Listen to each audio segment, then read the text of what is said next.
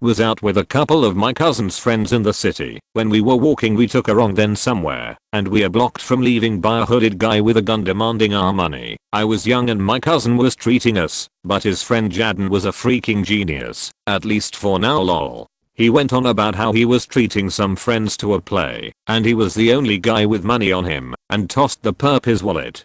Since he actually had a lot of cash in there the guy bought it. While the guy was making off with the 200 or so in Jaden's wallet, Jaden shouts to the guy, "Hey, can you just take the cash and give back the wallet? The driver's license and stuff is really annoying to replace." We're all looking at Jaden now like he's a fucking idiot until the gunman opens the wallet, grabs the money, drops the wallet, and bolts into a car and drives off. We were all dumbfounded that A, we were alive, B, Jaden's BS worked, and C, the guy gave Jaden back his wallet and shit. Straight out of a sitcom.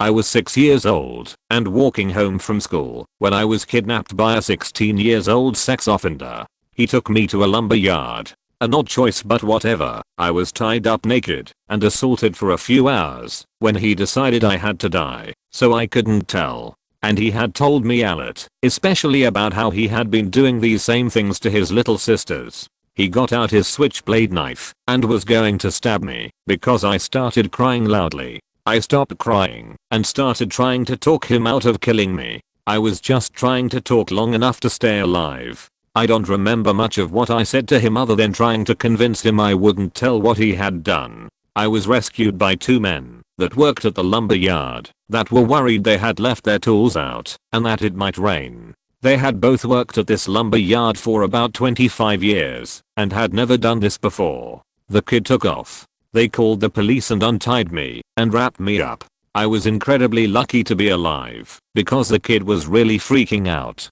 I wasn't his sisters, and he felt he was losing control of the situation. And I could see how close I was to dying. 49 years later I still feel in awe that I was rescued.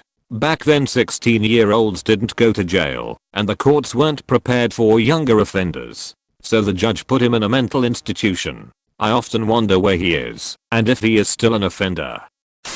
When I was 12, I was living with a foster parent who sexually abused me. One night, he couldn't get it up and said it was my fault. So I went to the bathroom. I'm shitting, naked, when suddenly he bursts in, also naked, eyes crazed, dick flopping wildly. He has a pistol pointed right at my face and pulls the trigger. I could hear a weird click, and it was the longest moment in the world while I just looked into his eyes. He stood there unmoving at first and only his expression changed. He seemed more angry and confused.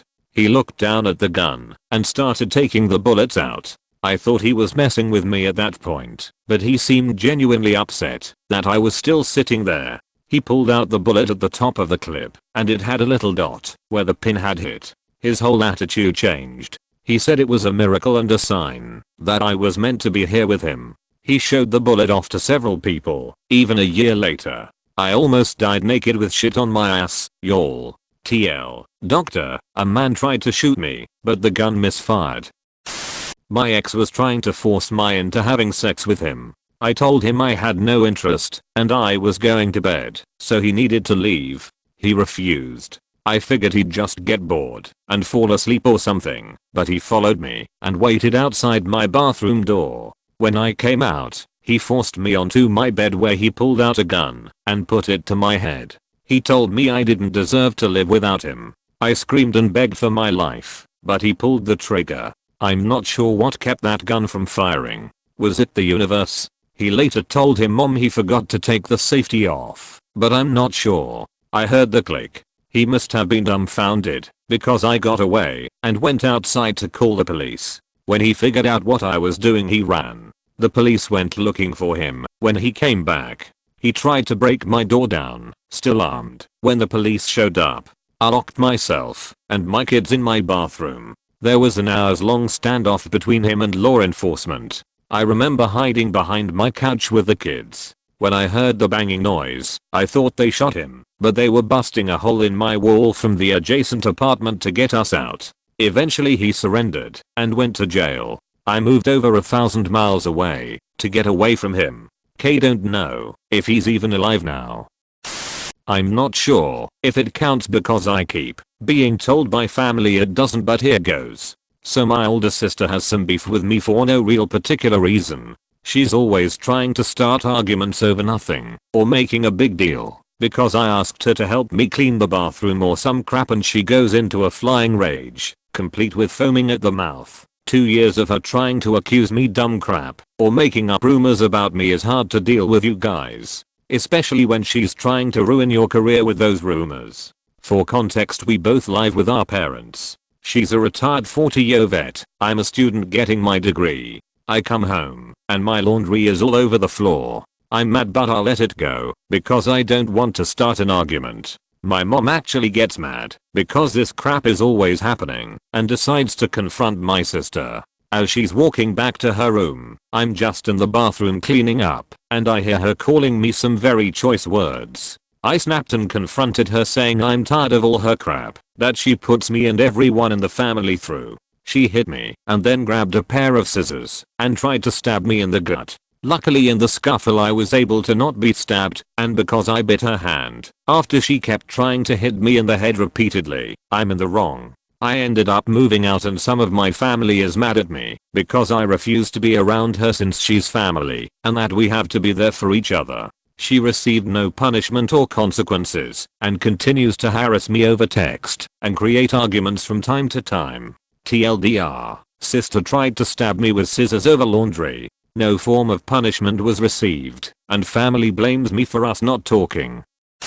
It was the summer after 10th grade. A year or two prior, my dad tried to kill himself from a drug cocktail and car exhaust poisoning. He'd been a prescription drug and alcohol abuser and was unable to keep professional computer science jobs because of his inability to stay sober or work on a team. He was on the morning after a drunken rampage through night, convinced that he needed to barbecue outside. The sound of the neighbor's dogs barking at us in our backyard was too much for him, and he went to their backyard to kill those damn dogs. He'd always been verbally abusive toward us, physically abusive to my mom, and was overall a difficult person to live with. He often broke our possessions, and on a couple occasions he actually tore the fridge and oven out of the wall and threw them out of the garage and into the street. When I saw him in the neighbor's yard, he was trying to hit the dogs with placement/stepping stones. He was unsuccessful, so he tried to enter their house. I called the police. After trying to convince him to get back to our yard/house, he threw one of the placement stones at me and followed me into our house. After punching me in the ear,